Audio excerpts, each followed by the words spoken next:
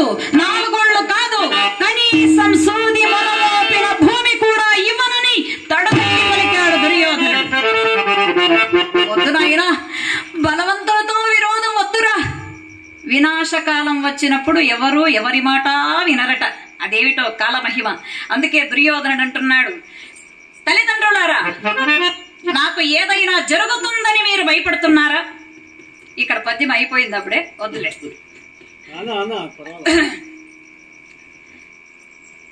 ఏదైనా జరుగుతుందని మీరు భయపడుతున్నారా?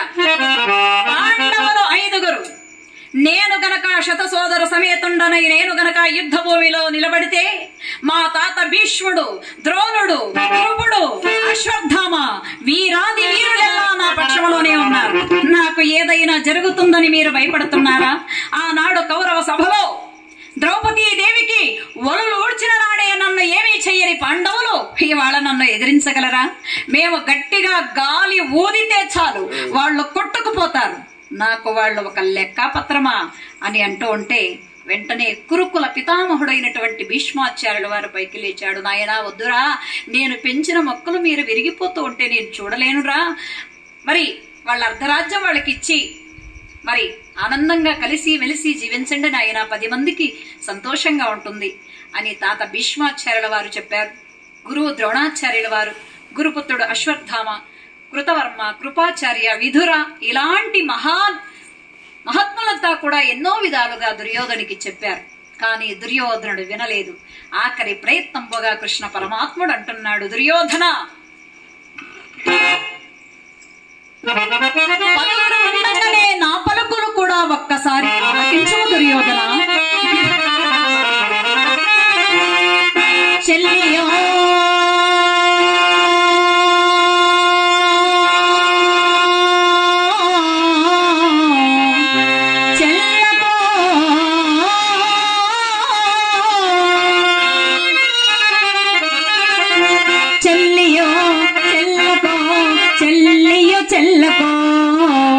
తమకు చేసిన ఎగ్గులు సైచిరందరం తుళ్ళి గతించే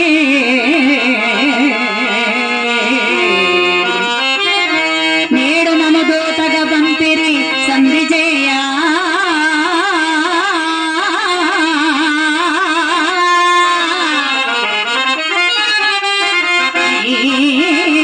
పిల్లలు పాపలను ప్రజలు పెంపు వహింపగా పండు చేసేదవో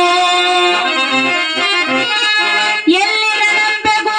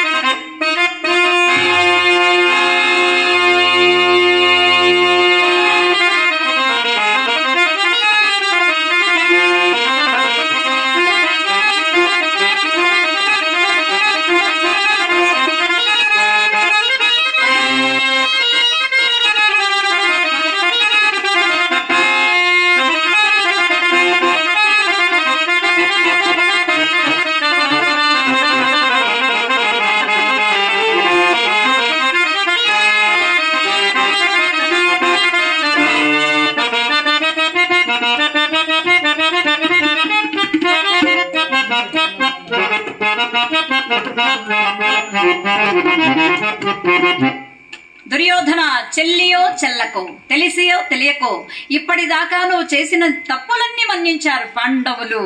నీ మంచి కోరి చెబుతూ ఉన్నాను, నీ మంచి కోసం చెబుతూ ఉన్నాను.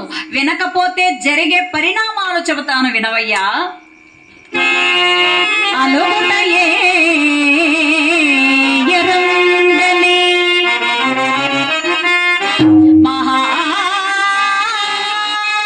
మహితాత్ముడు అజాత శత్రుడే అలిగిన నాడు సాగరములన్నీ ఏకముగాకపోవు. ఇంటి కర్ణులు 10,000 అని నొత్తురు చత్తురు రాజరా పలుకులు విశ్వసింతుమో.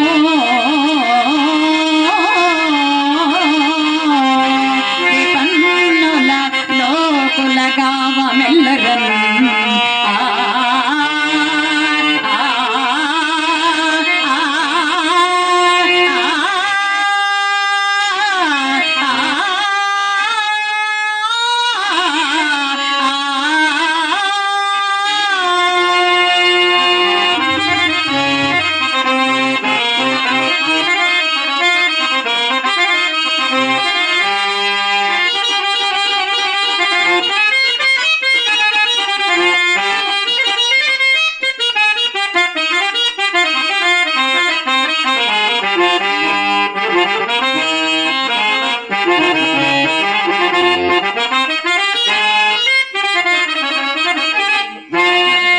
పరమాత్ముడు చెబుతూ ఉన్నాడు, దుర్యోధన, ఏ రోజు ఎప్పుడు ఎక్కడ చివరకు ఆగ్రహం కలలో కూడా రాదట ధర్మరాజుకు, కోపమే రాదట.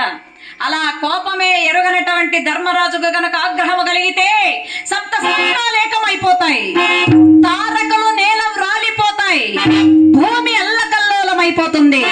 దుర్యోధన, నువ్వెంత ఒక ధర్మరాజే కాదు, జెండా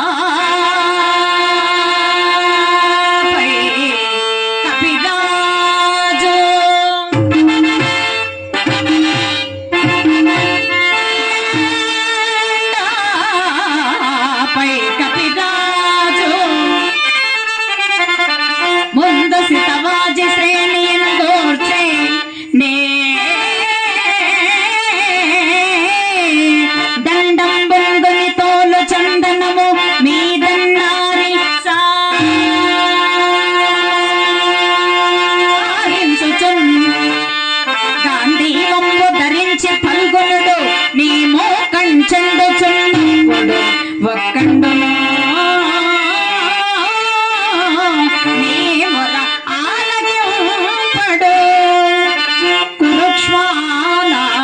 సంధింపగన్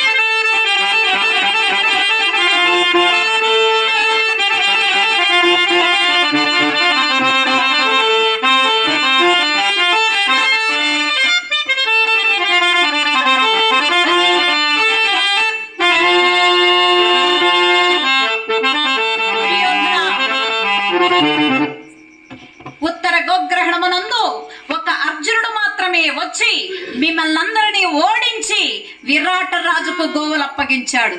ఈ రోజు నేను గనక అర్జునికి సారథిగా ఉంటే అర్జుని చేతిలో వెలువడినటువంటి చండ ప్రచండ తీవ్రమైన కాండోపకాండాలు మీ గుండెల మీద కురిసిన నాడు బావా కృష్ణ, చావు భయం అంటే ఇంత భయంకరంగా ఉంటుందని నేను ఊహించలేకపోయాను బావా. ఆ అర్జునుడితో చెప్పవయ్యా, వాళ్ళ అర్ధరాజ్యం వాళ్ళకి ఇచ్చేస్తాను, నన్ను చంపవద్దు అని చెప్పు అని అరచినా నీ మొర ఆలకించేవాళ్ళు ఒక్కరుండరు దుర్యోధన. నా మాట విను. అంతేకాదు భీముని పరాక్రమములు ఎట్లనినా సంతోషంబున సంధిసేయుదురే.